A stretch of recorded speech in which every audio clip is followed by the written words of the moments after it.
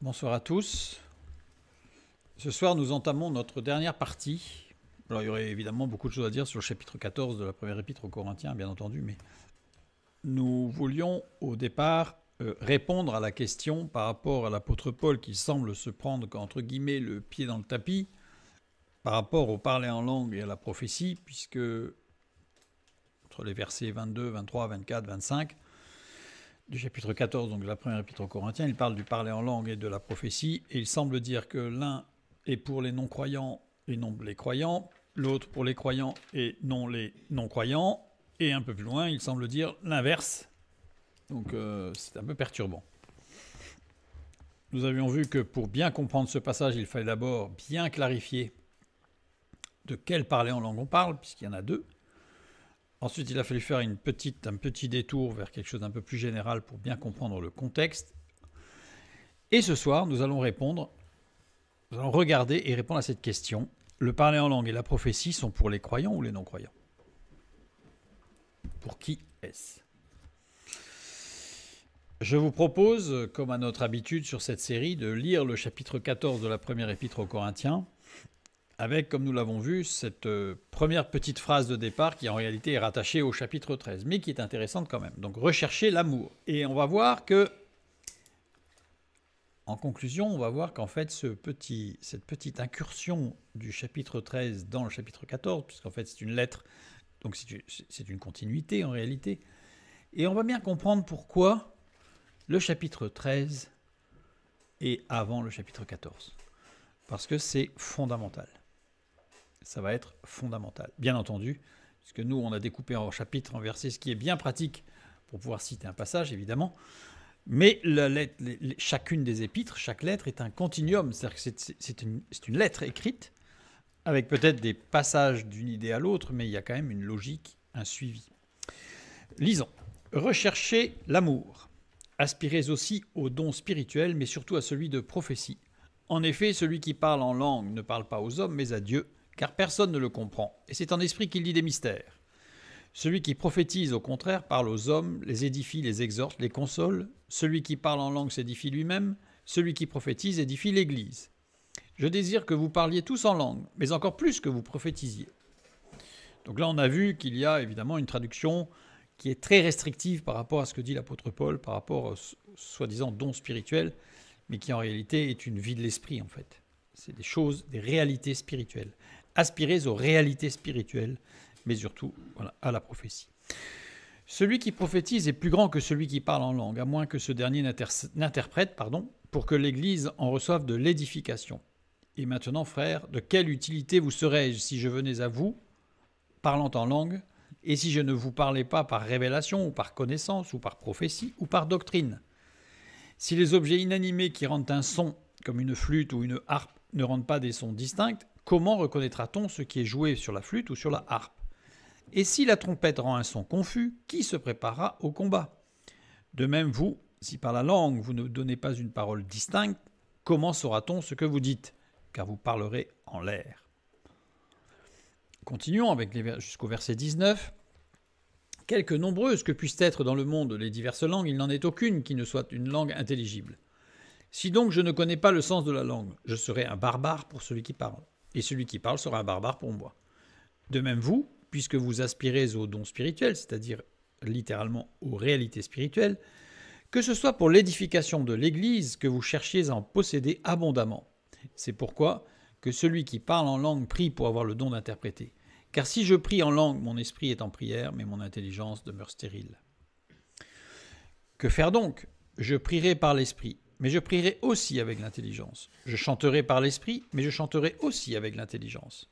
Autrement, si tu rends grâce par l'esprit, comment celui qui est dans les rangs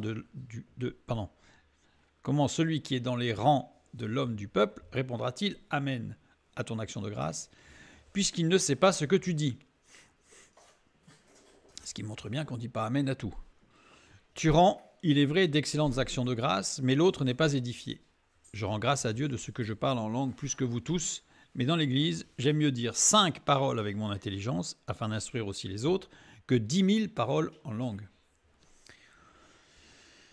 Et jusqu'à la fin du chapitre, « Frères, ne soyez pas des enfants sous le rapport du jugement, mais pour la malice, soyez enfants, et à l'égard du jugement, soyez des hommes faits. Il est écrit dans la loi, c'est par des hommes d'une autre langue et par des lèvres d'étrangers que je parlerai à ce peuple, et ils ne m'écouteront pas même ainsi, dit le Seigneur. Par conséquent, les langues sont un signe non pour les croyants, mais pour les non-croyants. La prophétie, au contraire, est un signe non pour les non-croyants, mais pour les croyants. Si donc, dans une assemblée de l'Église entière, tous parlent en langue, et qu'il survienne des hommes du peuple ou des non-croyants, ne diront-ils pas que vous êtes fous?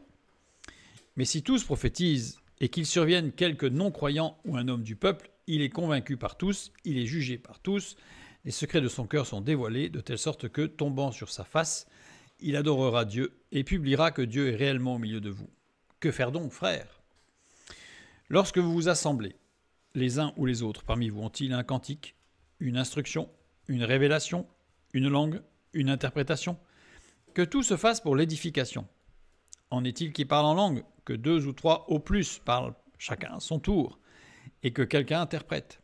S'il n'y a point d'interprète, qu'on se taise dans l'Église, et qu'on parle à soi-même et à Dieu. Pour ce qui est des prophètes, que 2 ou 3 parlent, et que les autres jugent. Et si un autre qui est assis a une révélation, que le premier se taise. Car vous pouvez tous prophétiser successivement, afin que tous soient instruits et que tous soient exhortés. On voit bien qu'il parle de la prophétie où tous peuvent successivement, donc il y a de l'ordre. Par contre, il est hors de question que tous parlent en langue, même successivement. Voilà, c'est 2 ou 3. Nous allons nous arrêter tout particulièrement ce soir sur les versets 22 à 26. J'ai mis la traduction que nous avions vue la dernière fois pour que ce soit plus proche dans notre compréhension par rapport à la suite. Frères, ne soyez pas des enfants capables d'assumer partiellement certaines responsabilités dans votre esprit, centre des pensées rationnelles. Notre esprit, c'est pas l'irrationnel, c'est le rationnel. On aurait presque pu mettre ici, ne soyez pas des enfants capables de n'assumer que partiellement certaines responsabilités, parce qu'on voit bien que c'était négatif. Mais en ce qui concerne la nature mauvaise, comportez-vous comme de petits enfants qui parlent peu ou pas.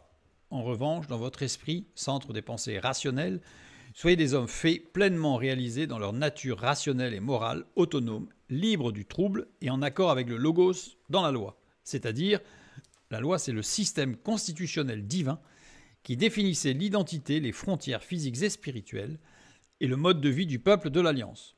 Point. Il est écrit, et là c'est pas dans la loi, il est écrit, c'est dans Isaïe, c'est par des hommes d'une autre langue et par des lèvres d'étrangers que je parlerai à ce peuple, et ils ne m'écouteront pas même ainsi, dit le Seigneur.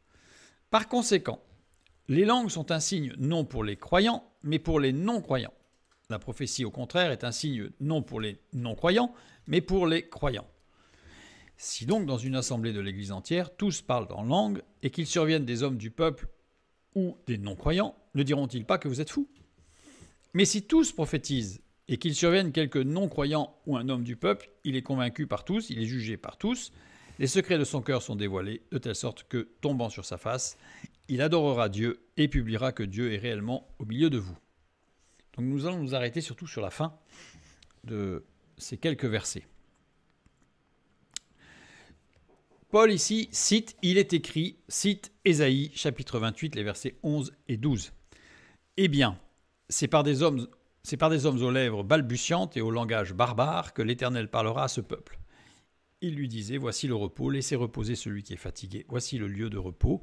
Mais ils n'ont pas voulu écouter. Partie tenue sous silence par Paul. Alors il y a une raison, on ne va pas l'étudier ce soir parce que ce serait trop long, mais il y a une raison pour laquelle en fait Paul a tenu sous silence cette citation, essentiellement parce que ce n'était pas le centre de sa démonstration, même si ça ajoute en fait des éléments complémentaires et supplémentaires par rapport à ce que Paul veut démontrer, mais ce n'était pas son sujet.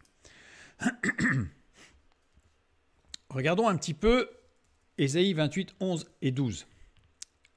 Quand Ésaïe, de la part de Dieu, parle et dit « C'est par des hommes aux lèvres balbutiantes et au langage barbare que l'Éternel parlera à ce peuple. » Je passe la partie que Paul passe sous silence, mais ils n'ont point voulu écouter. Ésaïe, les versets 11 et 12. Ces versets s'inscrivent dans une section critique du chapitre, donc de ce chapitre 28 du livre d'Ésaïe, où Ésaïe dénonce l'immaturité spirituelle du peuple. Alors, si on se rappelle ce qu'on a vu la dernière fois, on voit qu'on est bien dans le sujet de l'immaturité de l'Église de Corinthe. Donc on est en plein dedans. Raison pour laquelle, évidemment, Paul a cité ce verset. En particulier des dirigeants d'Éphraïm, royaume du Nord, et de Juda, royaume du Sud. C'est-à-dire que Ésaïe vise tout particulièrement, et non pas exclusivement, mais tout particulièrement les dirigeants du peuple de Dieu, en leur reprochant leur immaturité par rapport à certaines choses. Immaturité spirituelle du peuple que le prophète dénonce sur deux axes de manifestation. C'est-à-dire qu'il va donner, alors on ne va pas étudier tout le chapitre, mais il va donner deux axes en disant voilà deux éléments qui montrent bien que vous êtes immature. Le mépris de la parole prophétique, et là on va retomber sur le sujet de Paul qui va tout particulièrement insister sur la prophétie, justement. Oula, il y a un petit souci là, on va aller plus vite, voilà. Le mot prophétie en grec, prophète se dit nabi en hébreu et prophétesse en grec. Prophétesse en grec, c'est celui qui donne des clés de compréhension. Celui qui expose, déclare une chose qui ne peut être connue que par révélation divine. Le prophète, c'est celui qui, par ses messages, enseigne, réfute, réprouve, console les autres. C'est le prophète. Maintenant, Nabi, on va regarder sa construction, 4 lettres. Donc les 2 premières lettres, la racine, je dirais, de base du début du nom, Nun Beit, désigne l'inspiration divine. Et les 2 dernières lettres, Yod Aleph, faculté potentielle des choses. Le Nabi, le prophète dans l'Ancien Testament, c'est celui qui parle ou agit sous la conduite de Dieu. Le prophète n'a jamais été et ne sera jamais un professionnel du miracle ni de la révélation de l'avenir, même s'il peut être conduit à le faire. Mais ce n'est pas son credo en fait. Parce que très souvent, dès qu'on parle de prophétie, ça y est, boum, on va nous parler de l'avenir.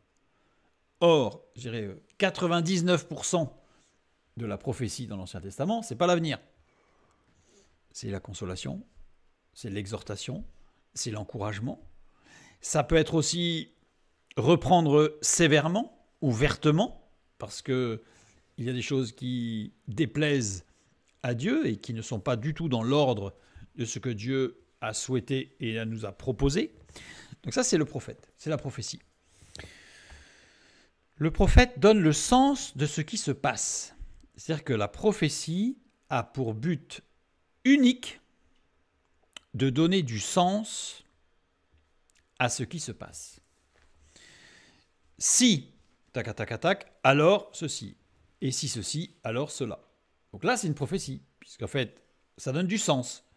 Si tu fais ça, tu auras ça. Si tu fais cela, tu auras cela. A contrario, dans la parole de Dieu, on le voit très bien, des faux dieux, l'Éternel est prescient et il prévient des conséquences des choix et des actes effectués et il tient toujours parole. Et il tient toujours parole. On a aussi le prophète qui peut dire « Voici pourquoi il s'est passé ceci » ou « Voici pourquoi tu as fait cela » ou « Voici pourquoi Dieu a fait cela ».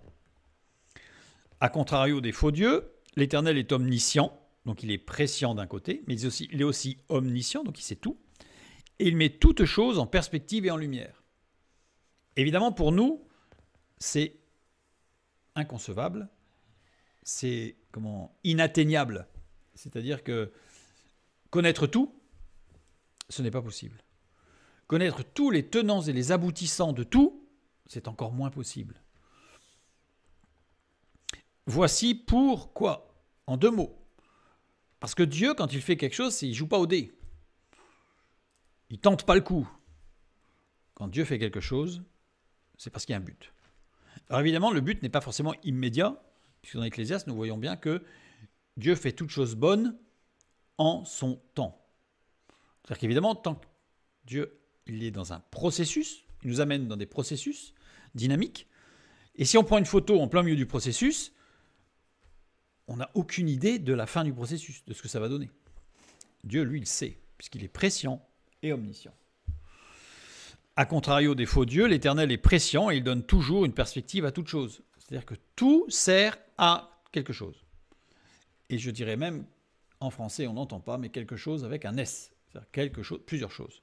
C'est-à-dire que c'est jamais un coup. C'est-à-dire qu'il ne fait pas quelque chose pour une. C'est-à-dire qu'en général, ça éclabousse et ça agit sur tous ceux qui sont présents, sont atteints, vont l'entendre, etc., etc., etc. C'est la puissance de Dieu. Donc le prophète Ésaïe a dénoncé donc les deux axes de manifestation. Le premier de la manifestation de l'immaturité spirituelle, c'est le mépris de la parole prophétique, c'est-à-dire le mépris de ce que Dieu dit en disant « je t'explique pourquoi ». Mais bien sûr, l'homme, c'est mieux. Donc il dit « non, mais t'as pas compris, Dieu, moi je vais t'expliquer ». C'est un peu ça. Et l'autre aspect, c'est le refus d'écouter Dieu. Qui est le pendant en fait. C'est-à-dire que si on ne veut pas écouter les raisons, la rationalité de ce que Dieu fait, inévitablement, nous ne l'écouterons pas. Nous avions vu, dans la toute première partie, ici, que les Corinthiens étaient très fiers de leurs dons spectaculaires, langue, prophétie, ça y allait dans tous les sens. Il y avait des décibels. Et ils se croyaient donc très spirituels. Une église manifestant les charismes, certes, mais elle était immature. C'est-à-dire que manifester des charismes n'est pas synonyme de maturité. Peut-être même, dans certains cas, le contraire. Alors, quand je dis ça, je peux choquer, mais c'est assez simple à comprendre. Si vous êtes éducateur, professeur ou parent, vous êtes avec des jeunes, un jeune qui a la maturité dans le domaine dans lequel vous voulez l'enseigner, ça peut être la vie, d'une façon générale en tant que parent, mais en tant que professeur, ça peut être une matière. C'est-à-dire que s'il faut systématiquement, à chaque exercice, tout réexpliquer, on sait que l'enfant ou le jeune n'est pas mature dans ce domaine. Au contraire, quand un jeune ou un enfant est mature, c'est-à-dire qu'on lui dit de faire quelque chose, et il a la maturité d'aller le faire, et peut-être, s'il a un problème, de poser la question. On voit bien que plus il y a de maturité, et moins on a besoin d'intervenir et de recadrer systématiquement. Dans l'Église, c'est pareil. S'il faut pour une Église qui a des dons spirituels toutes les semaines, voire plusieurs fois par semaine, pour recadrer, on peut quand même se poser la question sur la maturité. Imaginez un chef d'entreprise qui aurait des employés où tous les jours, tous les matins, il faudrait recadrer tout. Je pense que ça finirait pas bien. Donc l'église l'église de Corinthe, était totalement immature. Et l'apôtre Paul le montre à maintes reprises. On l'a déjà vu. Ici, nous avons vu, dans la partie 4, donc la dernière fois, que par rapport à cette immaturité, il y avait deux possibilités. Il y avait, deux axes. Soit on était en esprit, âme, corps, c'est-à-dire c'est l'esprit qui dirigeait toutes choses, donc les choses spirituelles, les réalités spirituelles, ou alors c'est corps, âme, esprit. Et là, ce sont les réalités physiques, émotionnelles qui gèrent. Les Corinthiens, eux, étaient dans corps, âme, esprit. D'où les problèmes de mœurs, les problèmes internes à l'Église, de division, etc., etc. Fonctionnement des frères et sœurs de l'Assemblée de Corinthe, corps, âme, esprit. Et pourtant, il y avait des charismes. Et justement, il y en avait beaucoup parce que, justement, ça partait un peu dans tous les sens. Et il montre que l'attitude face à ces deux positions, l'apôtre Paul montre que soit c'était une régression, soit une progression. Régression dans le cadre de corps, âme, esprit, nous faire devenir ou redevenir des enfants capables de n'assumer que partiellement certaines responsabilités, ou alors la progression vers un état d'homme ou de femme fait dans la loi, c'est-à-dire dans ce que Dieu a donné comme fonctionnement de sa création. Évidemment, ici, comme nous sommes dans le cas des Corinthiens, il montre que l'attitude des Corinthiens va les faire régresser, pour les amener à faire devenir des enfants capables de n'assumer que partiellement leurs responsabilités, et non pas totalement. Donc là, on a bien une régression, ou en tout cas un manque de maturité patent.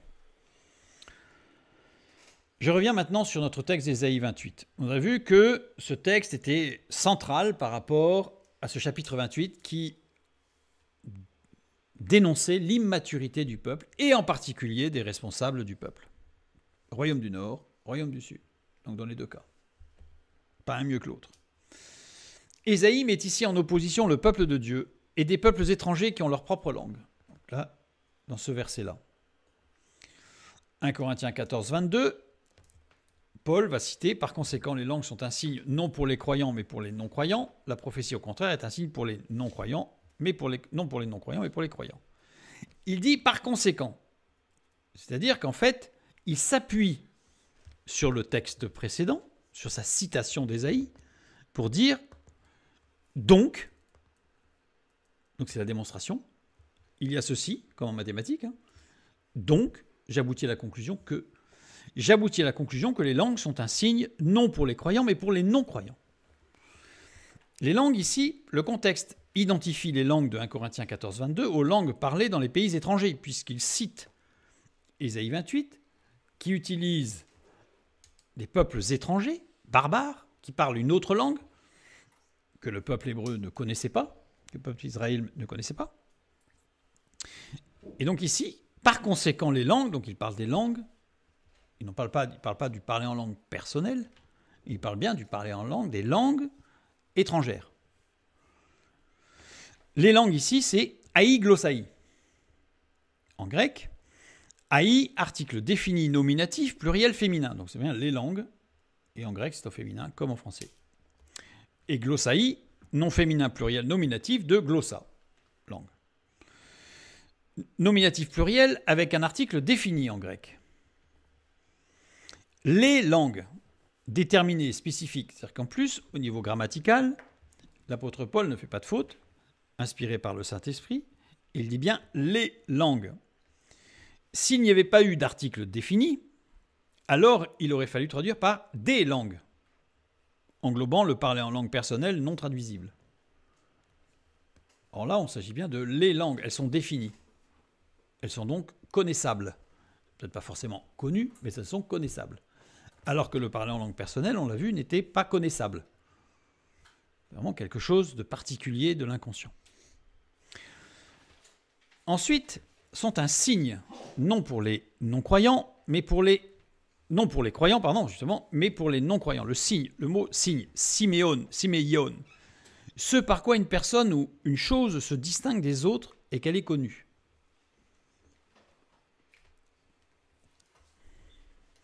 Un signe, un prodige, un présage. En deuxième sens. Troisième sens, ainsi une marque, un témoignage. Utilisé dans le Nouveau Testament comme authentifiant le Seigneur et son dessein éternel, en particulier en faisant ou montrant ce qu'un simple homme ne peut s'attribuer ni répliquer. C'est-à-dire que ce terme est utilisé dans le Nouveau Testament pour quelque chose de particulier qui authentifie une action de Dieu. Donc c'est bien un signe. Non pas un signe pour me dire « Ah, c'est un signe qu'il faut que j'aille là ou que je fasse ceci ». C'est un signe qui me dit « Dieu est là ». Dieu est là dans l'action, dans ce qui se produit. Ne désigne pas nécessairement le résultat d'un miracle. Parce que souvent, les signes, les signes, quand on entend les chrétiens qui parlent de signes, il faut que ce soit quelque chose incroyable. Luc chapitre 2, verset 12, nous lisons « Et voici à quel signe vous reconnaîtrez. » Vous le reconnaîtrez. Donc c'est Jésus, la naissance du Messie. C'est quand même quelque chose d'important. Hein. La naissance du Messie, ça n'arrive qu'une seule fois dans l'histoire de l'humanité, dans l'histoire du monde, la naissance du Messie. Et voici à quel signe vous le reconnaîtrez. Alors ça tend à un truc incroyable. Vous trouverez un enfant emmailloté et couché dans une crèche. Pour un miracle, c'est moyen. C'est assez moyen pour un miracle renversant. Il n'y a rien de renversant, il n'y a rien de particulier ni d'extraordinaire. Voir un enfant dans une crèche n'était pas un miracle en soi. Je pense que dans l'histoire de l'humanité, il y a plus d'un enfant qui est né dans une crèche. On va prendre dans Matthieu, chapitre 26, verset 48. Celui qui le livrait leur avait donné ce signe. Donc c'est Judas qui va livrer Jésus. Donc il donne un signe. Celui que je baiserai, c'est lui qui... Saisissez-le. le baiser de Judas n'était pas un miracle en soi. C'est pas quand même quelque chose, un signe miraculeux, incroyable, qui s'est jamais produit dans l'histoire de l'humanité. Jamais personne n'a donné un baiser à un autre. Vous voyez, c'est pour montrer que souvent on attend des signes, on veut des signes, on souhaite des signes, on désire des signes. Mais quel signe voulons-nous? Un signe qui va nous émouvoir, qui va nous donner une dose d'endomorphine, ou un signe qui montre que Dieu est là. Et là, on voit que pour comprendre les signes de Dieu, il faut de la maturité. Parce que ça ne sera pas quelque chose qui va nous renverser ou qui va nous éblouir. Bien sûr que ça peut arriver. Bien sûr, attention, je ne dis pas que ça n'arrive jamais. Mais la plupart des signes que Dieu nous envoie sont des signes qui, a priori... D'ailleurs, les gens du monde souvent disent « c'est pas un miracle, tu as eu un coup de chance ». Parce que ça peut se produire. Alors qu'il y a des choses qui ne peuvent pas se produire. Et sur les signes, le mot signe utilisé dans le Nouveau Testament, on aurait pu y passer la soirée, on aurait vu qu'en fait, il n'y avait pas grand-chose qui était de l'ordre du miracle extraordinaire. Il y en a, mais il n'y en a pas beaucoup. Maintenant, nous allons nous approcher un peu plus profondément sur chaque verset. Le verset 22. Par conséquent, les langues vernaculaires, donc j'ai rajouté, parce que sinon, quand c'est que les langues et dans le contexte du chapitre, on ne peut pas savoir de quoi on parle. Alors que le contexte montre bien qu'il s'agit de langues vernaculaires. Vernaculaires, c'est-à-dire des langues connaissables, des langues qui peuvent être traduites, des langues qui sont parlées par des peuples, ou qui ont été parlées par des peuples, mais qui ne sont pas des langues particulières, d'érudits, qui seraient de l'ordre de l'administratif, comme cela a été longtemps le cas pour le latin, par exemple, ou des langues, chez les Grecs, chez les Égyptiens, il y avait une langue qui était spécifique à la haute administration, donc c'est-à-dire que le peuple n'avait pas connaissance. Donc là, on n'est pas dans une langue vernaculaire. Une langue vernaculaire, c'est qu'elle est parlée par un peuple, par une tribu, par des gens du peuple. Voilà. Donc c'est pour ça que j'ai mis des langues vernaculaires sont un signe. Faisons un petit détour. Nous avions vu au début de cette soirée que le prophète n'est pas un professionnel du miracle. Le prophète, c'est pas quelqu'un qui lit dans une boule de cristal que l'on aurait remplacée par la Bible. Une Bible de cristal, quoi. Le prophète, c'est celui qui console, celui qui amène une compréhension des choses, mais pas forcément subjugante non plus, mais il est inspiré. Voilà. Le prophète donne le sens de ce qui se passe.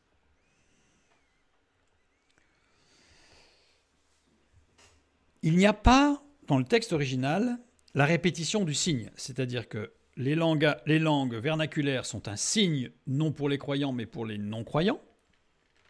La prophétie, c'est-à-dire le fait de donner un sens, de donner des clés de compréhension de quelque chose, de ce qui s'est passé, de ce qui se passe, ou peut-être de ce qui se passera, pour que le jour où ça se passe, on se dise « j'ai les éléments qui me permettent de comprendre ». Donc la prophétie, au contraire, est non pour les non-croyants, mais pour les croyants. Il n'y a pas un signe. La prophétie n'est pas de l'ordre du signe. Elle est. Au contraire, D, plusieurs sens possibles, signale une opposition. La traduction de contraire donne bien cette notion d'opposition. Insiste sur le mot précédent, c'est-à-dire la prophétie. C'est-à-dire qu'il y a une opposition, mais elle insiste en disant attention, c'est bien la prophétie. Sert à marquer une transition vers quelque chose de nouveau, qu'on appelle le démétabatique en grec. Donc il y a qu'une sorte de basculement. On insiste sur la prophétie, il va y avoir quelque chose de nouveau pour la prophétie. Donc littéralement, D se traduit par ailleurs, ou d'un autre côté, ou encore de plus. Personnellement, je préfère d'un autre côté, parce que ça donne une certaine opposition d'un autre côté, donc c'est-à-dire que pas forcément une opposition frontale d'ailleurs, mais autre chose, mais ça en ajoute. Donc d'un autre côté, ça ouvre des champs de réflexion. L'opposition ne se situe pas entre les langues et la prophétie, ici dans le texte, mais entre le fait qu'il y ait des éléments pour les croyants et d'autres pour les non-croyants. Parce qu'on pourrait se dire qu'il y a opposition entre le parler en langue vernaculaire, le parler en langue dans l'assemblée qui doit être traduit, et la prophétie. Or, dans la construction ici, ce n'est pas le cas.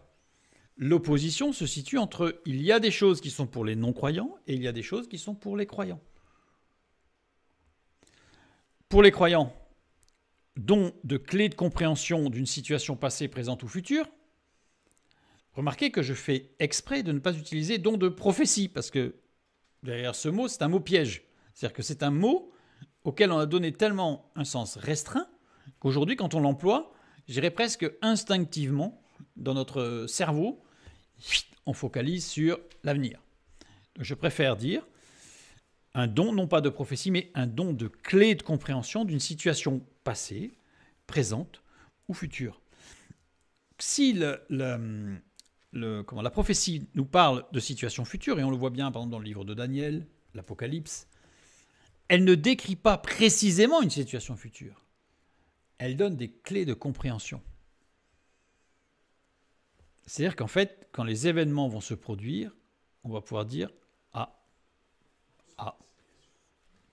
Alors qu'elle ne nous décrit pas des choses qu'on nous dit « Alors j'attends que un tel dise cela parce que c'est… » Non, c'est que quand il va se passer telle chose, alors on comprend que Dieu est là. C'est Dieu qui gère. Et pour les non-croyants, eh bien, le parler en une langue vernaculaire étrangère. Je préfère ne pas dire parler en langue, puisque sinon on n'est pas clair. On a bien vu, c'est le parler en une langue vernaculaire étrangère, qui est quelque chose, un élément important pour les non-croyants. Nous avions vu, dans la partie 3, que le parler en langue dans l'assemblée doit être une langue, un dialecte utilisé ou ayant été utilisé par des peuples, des tribus, des civilisations, qui sont donc intelligibles. Intelligibles.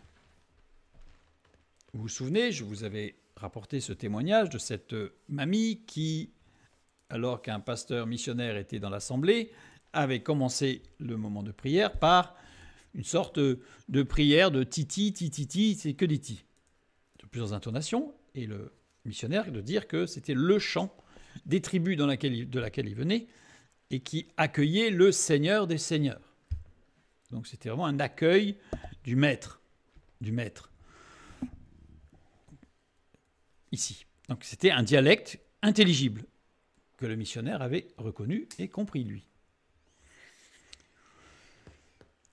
1 Corinthiens par rapport à cela, au parler en langue dans l'assemblée, 1 Corinthiens 14, 27 et 28 est assez explicite. En est-il qui parle en langue que 2 ou 3 au plus parlent? On n'est pas sur une foultitude, on est sur 2 ou 3. Chacun à son tour.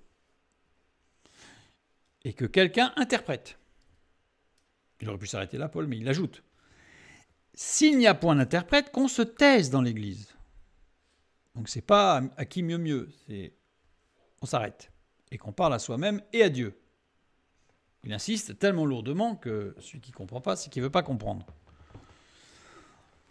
Et le parler en langue dans l'assemblée doit être interprété, c'est-à-dire que le parler en langue dans l'assemblée doit être une langue, un dialecte utilisé ou ayant été utilisé et doit être interprété. Et s'il n'est pas interprété, on se tait.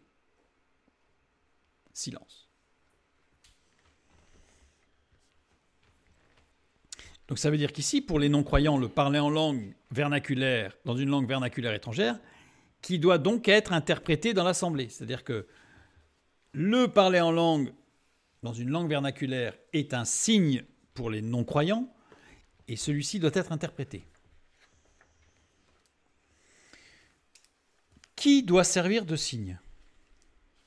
C'est-à-dire que ce parler en langue doit servir de signe.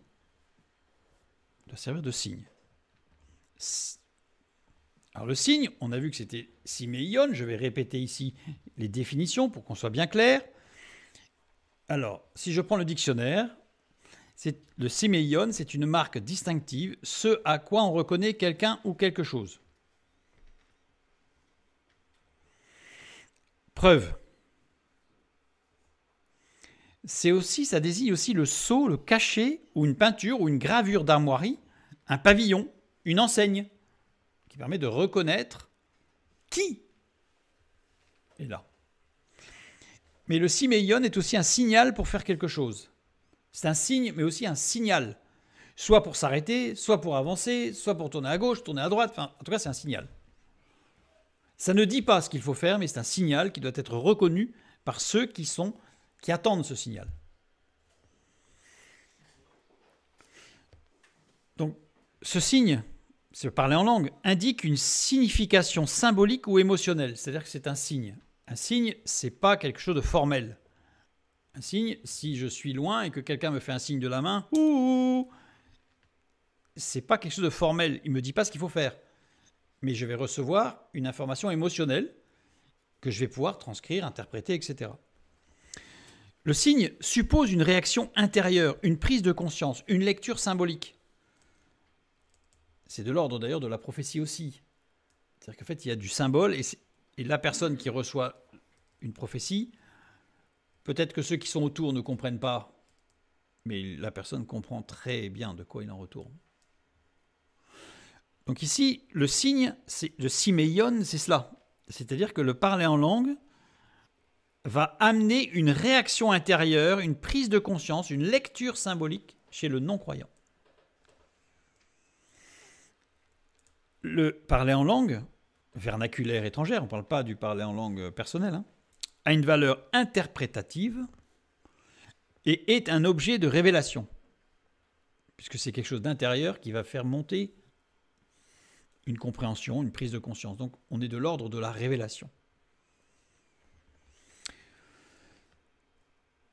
Pour les croyants, le don de clé de compréhension d'une situation passée, présente ou future, qui est donc du coup de fait un élément de construction, parce qu'une clé de compréhension sur un événement du passé qui m'a peut-être perturbé, peut-être même traumatisé, ou pour lequel j'ai l'impression que je suis résistant et je n'ai pas eu de choc. Et pourtant, il y en a un. Bref, tout ça, ça va nous permettre de nous construire. Donc la prophétie, c'est de l'ordre de la construction. Indique une destination, une affectation. On n'est pas dans le symbolique. Il y a un objet, il y a un but. Dans la prophétie, qui est directe. Puisque c'est une clé de compréhension d'une situation donnée, on n'est pas dans la symbolique. Suppose un déblocage, une mise en mouvement,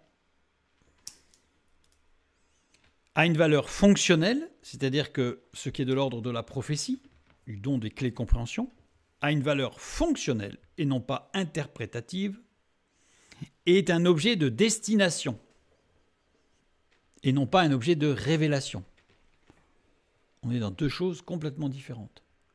Et c'est pour les raisons pour lesquelles le parler en langue est pour les non-croyants, et la prophétie est pour le croyant. Révèle de la symbolique. Le parler en langue va révéler de la symbolique, alors que la prophétie révèle de la logistique. C'est-à-dire qu'il va y avoir des conséquences pratiques, effectives, dans la prophétie, directes.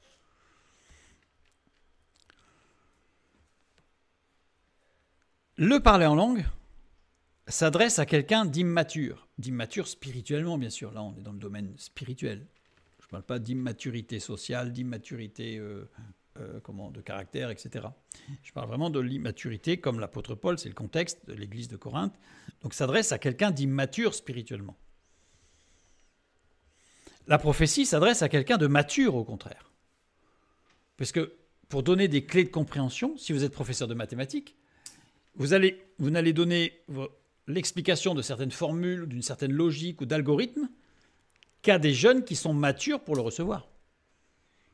Parce que si pour eux c'est de l'ordre de la révélation, ça veut dire que c'est un peu trop tôt pour leur donner. Il va falloir d'abord passer par une découverte préalable et ensuite on va avancer. Donc ici on est bien sur deux choses, deux domaines qui sont bien différents. Maintenant, la suite. Parce que c'est là que ça devient perturbant, parce qu'à la limite, au départ, on a bien compris que le parler en langue, c'est pour les non-croyants et que la prophétie, c'est pour les croyants, donc ça, c'est clair. Et puis là, l'apôtre Paul semble se prendre, comme j'ai dit en introduction, les pieds dans le tapis. Si donc, dans une assemblée de l'Église entière, tous parlent en langue, et qu'il survienne des hommes du peuple ou des non-croyants. Ne diront-ils pas que vous êtes fous? Voilà, là on ne comprend plus parce que le parler en langue c'était pour les non-croyants. Mais là il nous dit qu'ils vont mal le prendre. Mais si tous prophétisent et qu'il survienne quelque non-croyant ou un homme du peuple, il est convaincu par tous, il est jugé par tous, les secrets de son cœur sont dévoilés, de telle sorte que, tombant sur sa face, il adorera Dieu et publiera que Dieu est réellement au milieu de vous. Bon, on vient de dire que la prophétie c'était pour les croyants. Et là, Paul nous fait une grosse démonstration pour nous dire qu'en fait, la prophétie, ça va mettre à genoux les non-croyants. Donc là, compliqué. Alors, on va d'abord s'arrêter sur le début du verset qui va être important. Comme il y a une dissonance cognitive, on s'est forcément arrêté sur la dissonance cognitive et on va un peu oublier de regarder ce qui est en préalable. Dans une assemblée de l'Église entière, déjà rien que la formulation, dans une assemblée de l'Église entière. Vous ne trouvez pas que c'est un peu bizarre?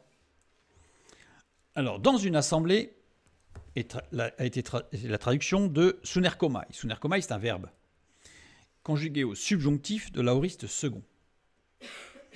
Alors, subjonctif, ça veut dire qu'il y a une potentialité. Aoriste second, ça veut dire qu'il y a quelque chose qui aura des répercussions dans l'avenir et dans la parole de Dieu, tout particulièrement sur l'éternité. Sunerkomai, ça veut dire se réunir. Ça veut dire s'unir en une seule communauté. Se réconcilier. Subjonctif de l'aoriste second introduit une position qui aboutira peut-être à quelque chose et non une réalité déjà atteinte. Ça veut dire que le fait que ce soit du subjonctif montre que l'apôtre Paul parle de quelque chose qui est potentiellement accessible mais qui ne l'est pas dans une réalité présente. Ça veut dire que Paul est en train de dire aux Corinthiens, vous n'êtes pas unis, mais vous pouvez peut-être l'être. Grandissez en maturité. De l'Église entière, holos. Holos qui forme un tout entier, qui n'a pas subi d'atteinte, qui est intact. Donc on a une sorte de répétition, redondance dans les termes, puisque le verbe sunerkomai veut dire déjà s'unir en une seule communauté, se réconcilier. Donc on sent bien déjà l'unité. Et il en rajoute en plus en disant qui n'a pas subi d'atteinte, qui est intact. Donc oui, on a compris. Bon, on est un peu lent, mais quand même. Donc là, Paul insiste lourdement. Et ensuite, il rajoute une expression qui n'est pas traduite ici, epito auto, en grec, qui littéralement veut dire au même endroit, ensemble. Donc il en rajoute un troisième, comme si on n'avait pas compris. C'est-à-dire que vous n'êtes pas unis, vous ne vous unissez pas, de manière à ce que ce soit intact et complet et qu'il n'y ait pas eu d'atteinte, donc que l'assemblée ne soit pas abîmée. Et en plus, il dit ensemble. Vraiment, ça fait un peu lourd. Sachant que c'est une expression idiomatique en grec qui veut dire dans l'unité. Donc, si donc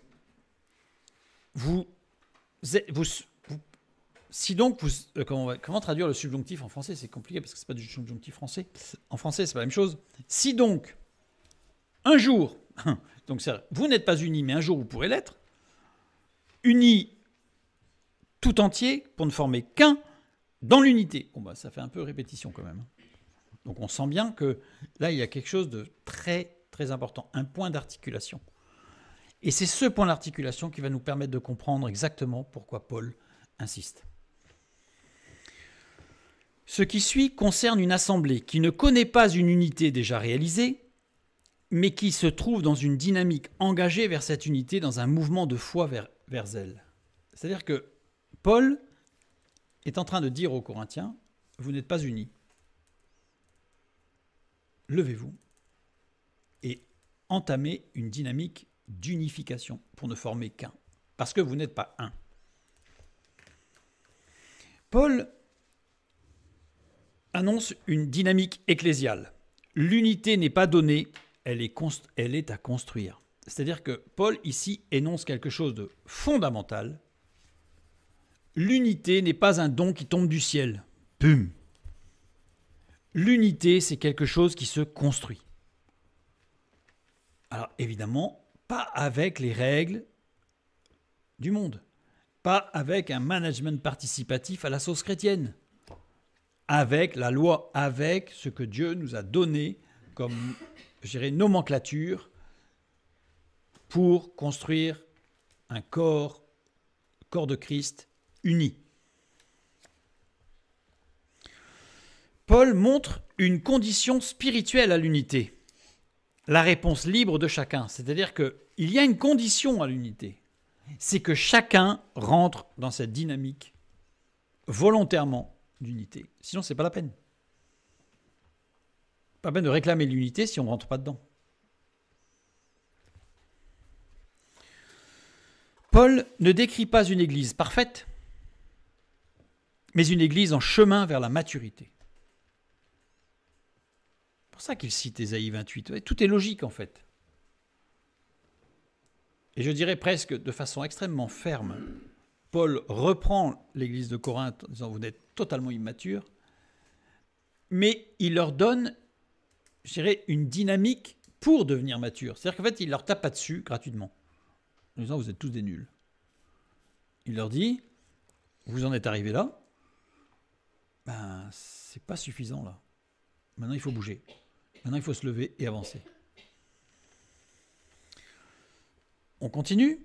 Donc, si donc une assemblée se rassemble dans une dynamique de maturité, c'est-à-dire dans la recherche de l'engagement actif vers l'unité, j'aurais presque pu rajouter de chacun des membres,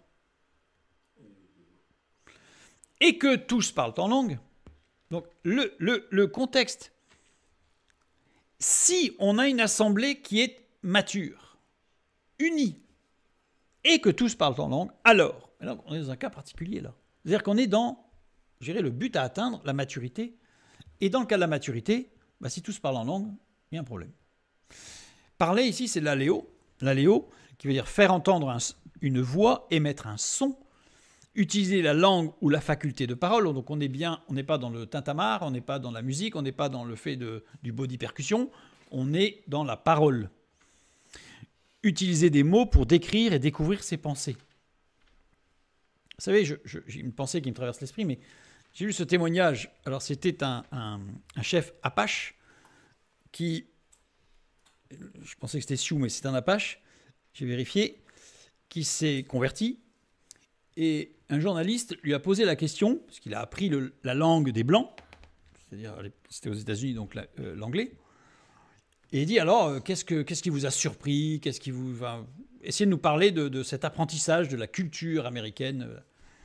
Et il dit, je vais vous dire franchement, ce qui, nous, les Amérindiens, nous a le plus sidérés, c'est votre langage. Dans notre langue, un mot grossier, ça n'existe pas. Dans notre langue, c'est impossible de nommer une femme autrement que par une création qui donne la vie. Parce que chez nous, la langue, c'est un don de Dieu. Et Dieu est celui qui se révèle par la langue. Et mal parler, utiliser un mot grossier ou déplacé, c'est porter atteinte directement au Dieu créateur. Donc chez nous, c'est impossible que ça existe. Chez vous, il y en a toutes les phrases. Voilà ce qui m'a j'avais retenu ce témoignage parce que j'avais trouvé que, en tant que chrétien, nous devrions avoir le même état d'esprit. Donc l'aléo, voilà, l'aléo, c'est vraiment utiliser des mots pour décrire, découvrir ses pensées. Quelqu'un qui dit des mots grossiers, elles sont où ces pensées? Bref.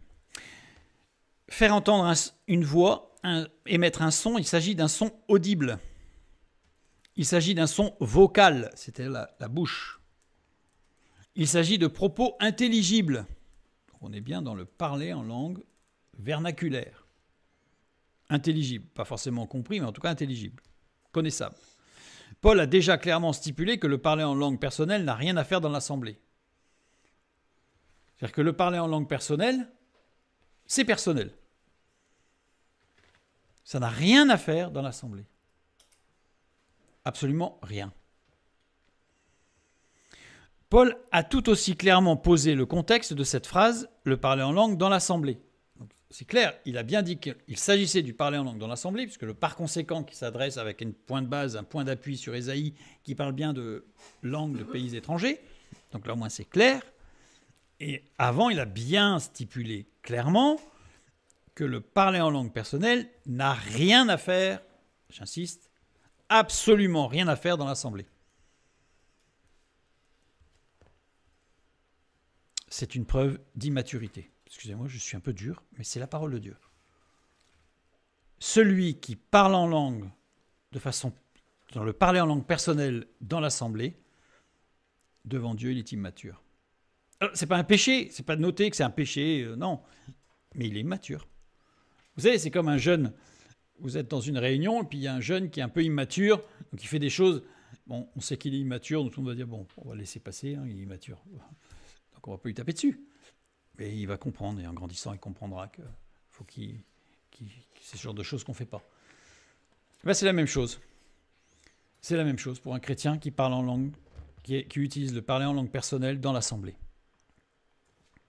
L'apôtre Paul est clair sur le sujet. Il s'agit donc de langues vernaculaires étrangères qui doivent être interprétées ici. Et que tous parlent en langue. Donc on parle pas du langage personnel, du parler en langue personnelle, j'insiste, qui n'a absolument rien à faire dans l'Assemblée.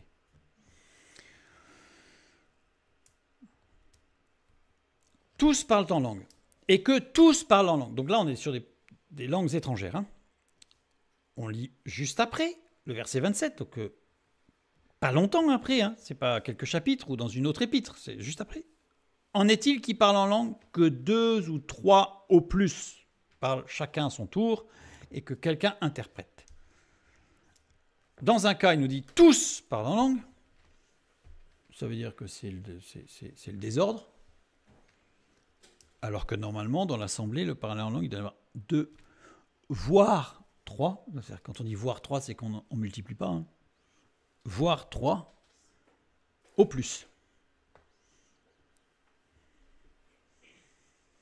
De tous, 2 ou 3. Donc ça, c'est important, parce qu'en fait, ça veut dire qu'ici, il prend une situation, mais une situation qui n'est pas normale. Si tous parlent en langue, donc si tous parlent dans des langues vernaculaires étrangères dans l'Assemblée, alors il n'y aura pas la marque, le sceau de Dieu qui sera rendu visible à un auditeur non-croyant. Le signe. Il y a le désordre. Et Dieu est un Dieu d'ordre. À ce moment-là, le non-croyant ne sera plus du tout dans la révélation, il sera dans le refoulement en disant « C'est quoi ce truc ? C'est quoi ces excités ?» C'est ce que dit l'apôtre Paul. C'est ce que dit l'apôtre Paul. Le fait que tous parlent dans des langues vernaculaires étrangères dans l'Assemblée montre que l'Assemblée n'est pas dans une dynamique de maturité, de recherche d'unité. Si ça parle en langue, même des langues vernaculaires, voilà, on ne parle pas d'une langue personnelle où là c'est exclusion totale, à ce moment-là on n'est plus du tout dans la maturité et la recherche de l'unité, ce qui est assez logique quand on réfléchit. Si tout le monde se met à parler une langue,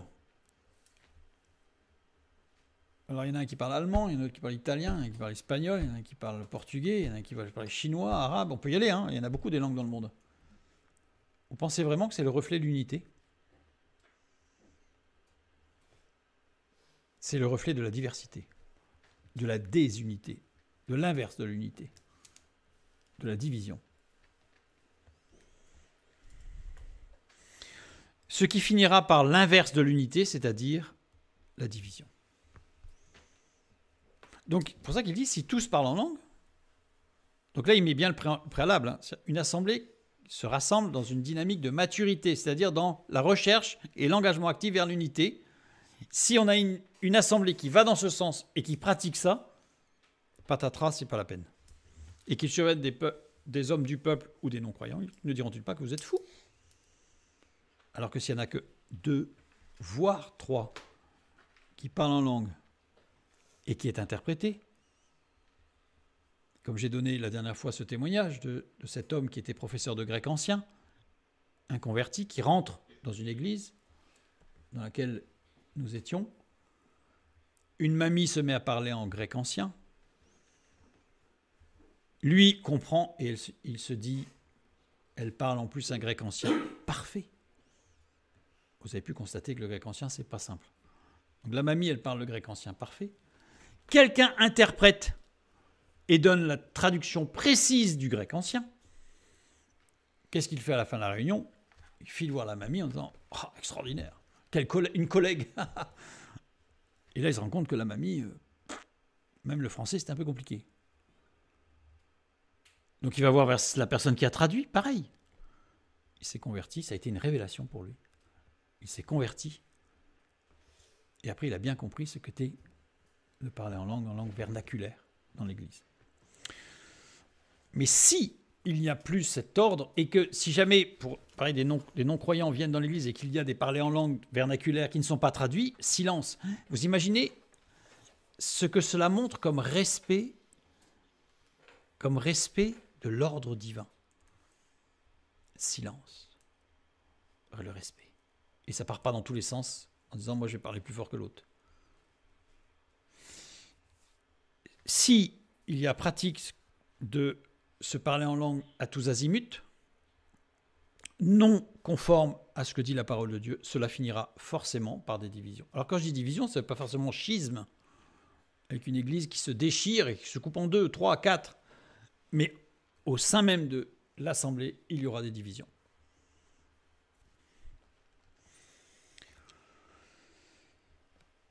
Le terme fou ici, ne diront-ils pas que vous êtes fou? Le terme fou, c'est mainomai.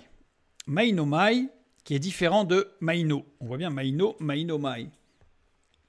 Mainomai, être en délire, être emporté par ses émotions. Corps, âme, esprit. Ne sont-ils pas emportés par leurs émotions? C'est pas fou dans le sens de psychiatrique, mais c'est fou dans le sens où on s'attend à voir des gens qui sont dans les réalités spirituelles de la rationalité et de la soumission à l'autorité de Dieu. Et là, on est confronté à quoi? À un groupe de personnes qui sont complètement excitées par leurs émotions et qui partent dans tous les sens. Les possédés, pour montrer l'exemple, les personnes possédées sont appelées oi manomenoi. On est bien dans l'idée, en fait, que la possession est de l'ordre de l'émotion. Parce qu'un démon, des cas de possession, cela existe, ne peut pas prendre possession de l'esprit. Il va jouer sur les émotions. Et ça va partir dans tous les sens, comme le dit la parole de Dieu, et comme ceux qui, si certains d'entre vous ont fait des expériences avec des personnes possédées, ça part vraiment dans tous les sens. Et c'est surtout de l'ordre émotionnel, bien sûr. Alors que maïno, c'est rendre fou, délirer. Donc on n'est pas dans le délire, on est vraiment dans emporté par ses émotions. On n'est plus dans esprit, âme, corps, on est dans corps, âme, esprit. Correspond à la manifestation d'une marche corps, âme, esprit, être emporté par ses émotions, en opposition à une marche esprit, âme et corps.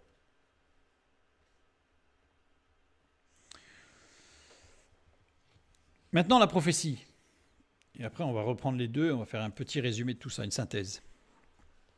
Mais si tous prophétisent, et qu'il survienne quelque non-croyant ou un homme du peuple, il est convaincu par tous, il est jugé par tous, les secrets de son cœur sont dévoilés, de telle sorte que, tombant sur sa face, il adorera Dieu et publiera que Dieu est réellement au milieu de vous.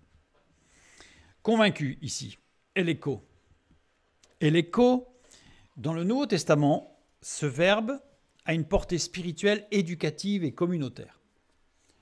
Je vais prendre que 2 versets, mais pour ceux qui le souhaitent, pourraient aller beaucoup plus. Dans Jean chapitre 16, le verset 8, « Et quand il sera venu, il convaincra le monde de ce qui concerne le péché, la justice et le jugement. » Et l'écho. Il s'agit du Saint-Esprit, bien sûr. Quand le Saint-Esprit convainc, confond, met en lumière, il ne s'agit pas d'un reproche extérieur, mais d'une révélation intérieure, une mise à nu spirituelle. C'est-à-dire que c'est quelque chose d'intérieur. Donc si tous prophétisent, on a vu que c'était quelque chose de fonctionnel, de concret. Non pas de l'ordre de la révélation, mais de l'ordre du fonctionnel. Il est convaincu, c'est-à-dire qu'il y a quelque chose à l'intérieur de lui qui va émerger. Donc ce n'est pas l'extérieur, ce n'est pas ce qu'il entend, à la limite, précisément, qui va le convaincre, qui va le toucher. c'est qu'il y a quelque chose de transcendant. On va voir après de quoi il s'agit. L'Esprit de Dieu agit comme un pédagogue du cœur, révélant la vérité par une conviction intime. C'est-à-dire que le Saint-Esprit agit comme un pédagogue de l'intérieur et qu'il va révéler la vérité. Mais ça vient de l'intérieur. L'autre verset qui utilise l'écho, c'est Tite chapitre 1 verset 9. Attaché à la vraie parole telle qu'elle a été enseignée afin d'être capable d'exhorter selon la saine doctrine et de réfuter les contradicteurs et l'écho. Le responsable doit réfuter, confondre, corriger ceux qui s'opposent au même titre que le Saint-Esprit réfute, confond, corrige ceux qui s'opposent à lui. C'est-à-dire qu'en fait, on doit être dans l'action de l'Esprit. Être capable de réfuter par l'Esprit. Et l'écho.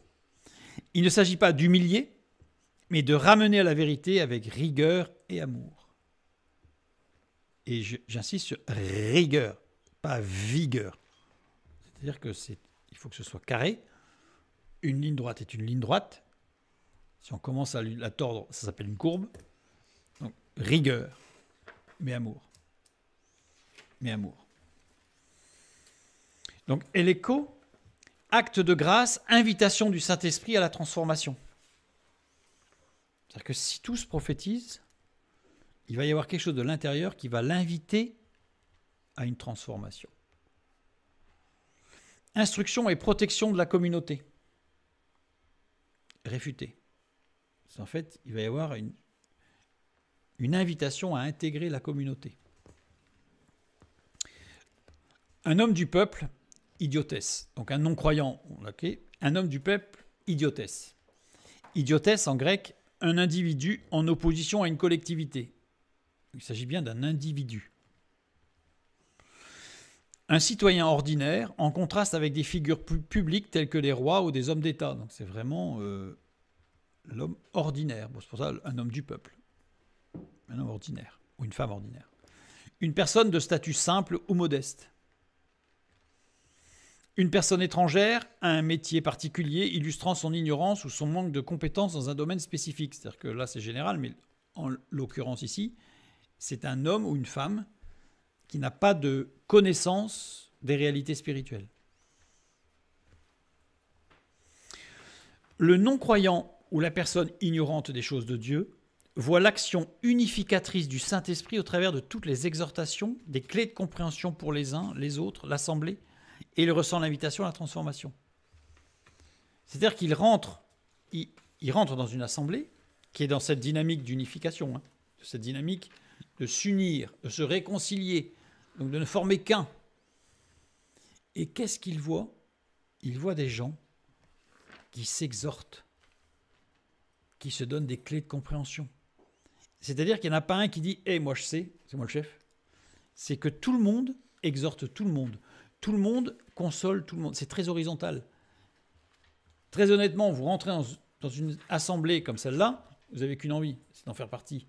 Parce que là, vous savez que tout le monde va vous aider et que vous allez rentrer dans une dynamique de construction, d'unification, de réconciliation. Enfin, c'est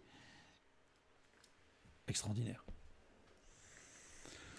L'action de Dieu au travers de la dynamique active de l'Assemblée et des clés de compréhension données par le Saint-Esprit pour amener l'Assemblée à vivre pleinement l'unité en Christ manifesteront la puissance et la gloire de Dieu.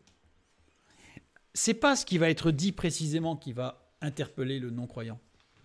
C'est de voir que ce qui est dit est véritablement utile à la construction d'une personne, d'un groupe de personnes, voire de l'Assemblée complète, mais dans l'amour.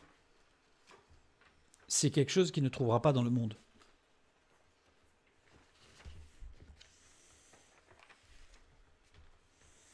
Donc, de fait, s'il perçoit la manifestation de la puissance et de la gloire de Dieu, il va ressentir encore plus l'invitation à la transformation. Et en fait, c'est un cercle vertueux, c'est-à-dire que ça fait des boucles. Et plus il ressent cette invitation, et plus il va percevoir la gloire de Dieu. Et plus il reçoit la gloire de Dieu, plus il a envie d'intégrer. Et plus il veut intégrer, et voilà. Donc c'est un témoignage de vie. On va synthétiser ce que nous avons vu ce soir, parce que c'est important. Donc les versets 22 à 25. avec ce discours de Paul qui a l'impression de dire tout et son contraire. On a l'impression qu'on a bien vu qu'il ne disait pas tout et son contraire. Bien au contraire.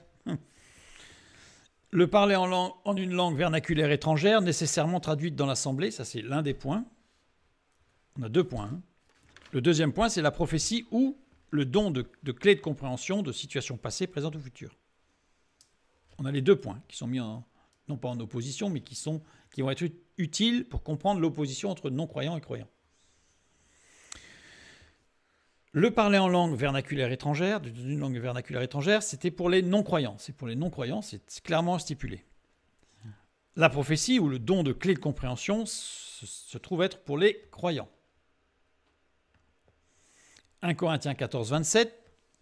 En est-il qui parle en langue que 2 ou 3 au plus parlent chacun à son tour et que quelqu'un interprète. S'il n'y a pas d'interprète, on se tait. L'ordre et la bienséance doivent être le reflet du respect mutuel entre croyants issu de la recherche d'unité de l'assemblée. Ça part pas dans tous les sens. C'est dommage pour celui qui n'a pas de voix ou dommage pour la petite mamie qui a une petite voix toute frêle, qu'on n'entendra pas. Non. Il y a le respect, 2 ou 3 maximum. De l'autre côté, pour les croyants, on a 1 Corinthiens 14, 24 et 25. Mais si tous prophétisent et qu'il survienne quelque non-croyant ou un homme du peuple, il est convaincu par tous, il est jugé par tous, les secrets de son cœur sont dévoilés, de telle sorte que, tombant sur sa face, il adorera Dieu et publiera que Dieu est réellement au milieu de vous. Les clés de compréhension délivrées entre croyants témoignent d'une unité dynamique. Dynamique, c'est-à-dire qu'en fait, on n'est pas dans l'unité, mais on va vers de plus en plus. Dans une unité dynamique profonde dans l'assemblée issue de l'amour en Dieu, pour Dieu et de Dieu. Et tout ça, c'est une preuve de maturité. C'est une preuve de maturité profonde. Donc ça veut dire qu'ici, on voit bien que le parler en langue qui a pour but, qui vise spécifiquement les non-croyants, doit être fait dans les règles de l'art, dans les règles de sagesse, d'ordre et de bienséance que la parole de Dieu nous établit, pour que ce soit efficace. C'est comme quand on dit ce que tu fais, ce que tu es, crie beaucoup plus fort que ce que tu dis. Donc, si on dit quelque chose et que dans notre vie on voit tout le contraire, notre témoignage ne vaut plus rien. Donc le parler en langue, si on applique les règles de Dieu, il sera puissant. Si on n'applique pas, il sera détruit. Et de l'autre côté, la prophétie qui s'adresse aux croyants, si c'est fait dans les règles de l'art, justement, c'est-à-dire dans l'amour de Dieu, en Dieu, pour Dieu, dans cette dynamique d'unité, de réconciliation, sera un témoignage de l'œuvre de l'Esprit dans l'assemblée qui va avoir une répercussion à l'intérieur du cœur des non-croyants. Vous voyez ? Donc on a 2 choses. En fait, c'est une dynamique commune en réalité. C'est-à-dire qu'il n'y a pas les croyants d'un côté et les non-croyants de l'autre, mais il y a des actions qui sont menées pour l'un et pour l'autre, mais qui sont utiles dans l'expression de la maturité des croyants vers les non-croyants, et des non-croyants à l'écoute des croyants pour la prophétie, de cette manifestation, de cette action du Saint-Esprit qui unit horizontalement, c'est-à-dire qu'il n'y a pas de clivage, il n'y a pas de division, il n'y a pas de mieux et de moins bien, il n'y a pas de plus grand et de plus petit. Il y a des frères et sœurs qui sont dans une dynamique d'unité par le Saint-Esprit. Voilà le résumé, je dirais, parce que dans 1 Corinthiens 14, évidemment qu'il y a encore beaucoup de choses, mais le résumé de cette manifestation du parler en langue vernaculaire étrangère dans l'assemblée, avec l'exclusion totale du parler en langue personnelle, qui est une preuve d'immaturité. Si le parler en langue, ça part dans tous les sens, même vernaculaire, preuve d'immaturité. Et la prophétie, dans l'assemblée, pour l'unité. Que Dieu vous bénisse et à bientôt.